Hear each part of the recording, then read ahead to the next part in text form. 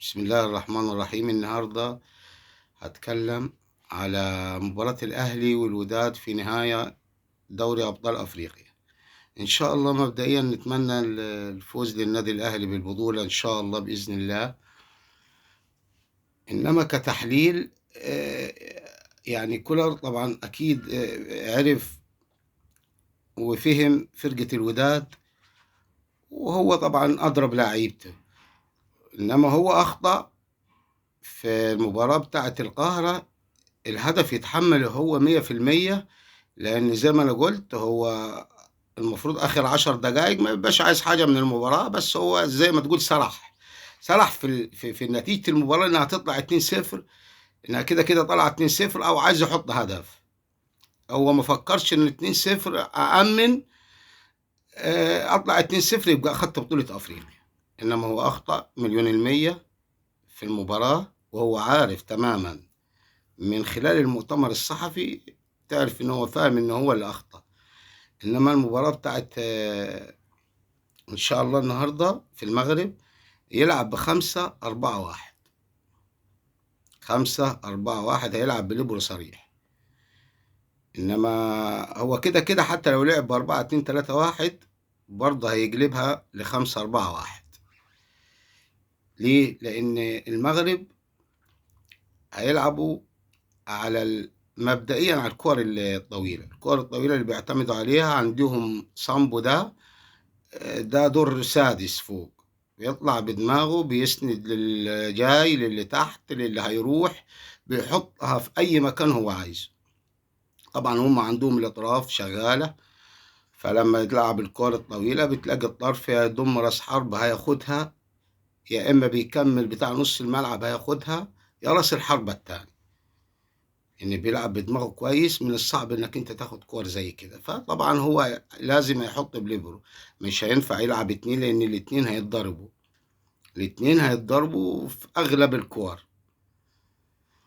فهو هيحط عشان يلم من ورا بالعربي كده من ورا المساكين، لازم يحط ليبرو وأربعة في نص الملعب وواحد راس حربة.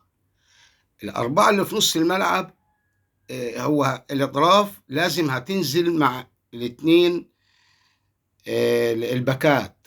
يعني حسين الشحات لو لعب ناحية اليمين هينزل مع محمد هاني هيدافع 100%، وبيرسي تاو هينزل مع علي معلول هيدافع 100%، وهيسيب الاتنين الارتكاز ما يروحوش يمين أو شمال عشان نص الملعب، هيخليهم في نص الملعب، وهينزل راس الحربة تحت إن هو هيكفي نص الملعب برضه هيساعد معاهم. فهو أهم حاجة بس الاتنين الارتكاز ما يروحوش على اطراف عشان ما يفضيش نص الملعب.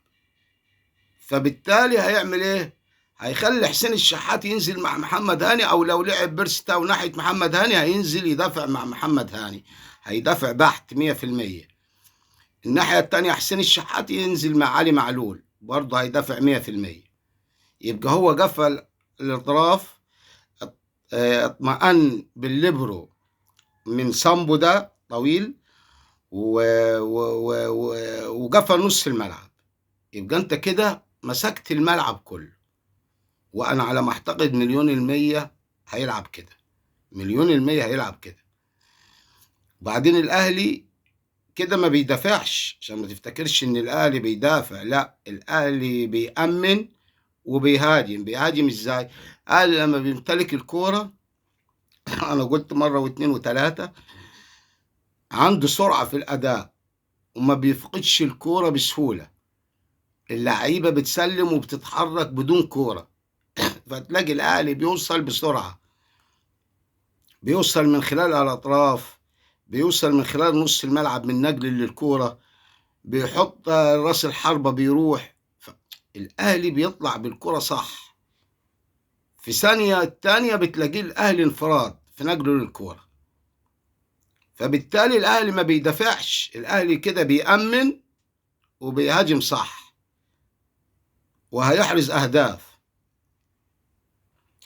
اللي يخوفك لو النتيجة فضلت 0-0 آخر ربع ساعة، ده يخوفك جدا، ما تطمنش للنتيجة دي نهائي، بالذات في المغرب، في مباراة زي كده وعندهم أطوال 6 7 بيعتمدوا على الكور الطويلة، وبعدين بيخش ينقضوا لعيبة قلبها ميت، بيخش ينقضوا في الكور العالية. احنا الكور العالية عامة مصر كلها ضعيفة في العرضيات والكور العالية، مفيش مساكين. حتى مفيش مساك باللغة كده العربية غتت، يعني انا هطلع معاك حتى لو ما خدتهاش ما تاخدهاش انت، يعني انا لو ما خدتش مش هديك انت اللي تاخد. لا دي كان بيعملها وائل جمعة. فمن بعد اللعيبة دي فمفيش، يعني مفيش لعيبة في مصر بتاخد الكور العالية، لا الطولية العالية ولا العرضية، ضعاف جدا. فالأهلي هيهاجم، الأهلي كده بيأمن وبينقل الكرة وبيقطع الكرة صح وبيهاجم صح. فالأهلي هيحرز أهداف، يعني الأهلي هيحط أهداف. الحكم طول ما الحكم جريء ما يخوفكش، إن الأهلي هياخد حقه 100% مع حكم زي كده. الحكم ده مش بيسمح للعيبة تروح باعتراض، بيطلع على طول انذارات، وحكم ما بيخافش. فده حظ الأهلي. سيبك عن القنوات والكلام الفاضي اللي بتقول لك الحكم، لا انت كمتفرج او بتفهم كورة، لو تبعت الحكم ده تعرف ان الحكم ده الاهلي حظه حلو انه وقع في حكم زي كده. طول ما الحكم جريء ما بيخافش، ده ينفع خارج الارض 100%. فان شاء الله الاهلي زي ما انا قلت لك كولر هيلعب زي كده، هيقفل الاطراف بالباكات، والهفات اللي تنزل مع الباكات بحت، وعندهم النزعة الهجومية بطريقة ممتازة الأهلي في نقله للكورة. زي ما قلت هيقفل بحسين الشحات أيا كان اللي هيلعب طرف، ومحمد هاني ده هياخد الهاف واجبات دفاعية 100%. وهينزل بيرسيتاو مع علي معلول. فأصبح كده هيقفل الأطراف بتاعة الوداد، وهيقفل نص الملعب، عشان لما هينزل الهافات مع الباكات يبقى مش هيخلي الاتنين الديفندر يتحركوا لا يمين ولا شمال في الهجمة اللي علينا، هيفضلوا في نص الملعب. فانت كده خنقت المغرب، انت كده قفلت عليهم، وبتلعب بفتحي بحمدي فتحي ورا محمد عبد المنعم وياسر ابراهيم، ده للكور الطويلة، يعني الكور العالية اللي هتتلعب لسامبو ده اللي بيطلع بدماغه. فانت كده قفلت على المغرب جميع الفجوات اللي هي عايزة تلعب منها من خلال النادي الأهلي. فأنت الكولر كده قفل عليهم كل حاجة، أطرافهم كويسة جدا، أنت قفلت عليهم الأطراف. نص الملعب قفلت نص الملعب بإن الاتنين الديفندر ما يتحركوش، ما يروحوش لا يمين ولا شمال. وراس الحربة أيا كان محمد شريف أو كهربا هينزل مع الاتنين المساكين 50-50، يعني في نص الملعب. كده انت ما تفتكرش زي ما انا قلت لك، وأعيد لك الكلام تاني، تفتكرش ان الاهلي بيدافع، لا الاهلي بيأمن والاهلي بيهاجم.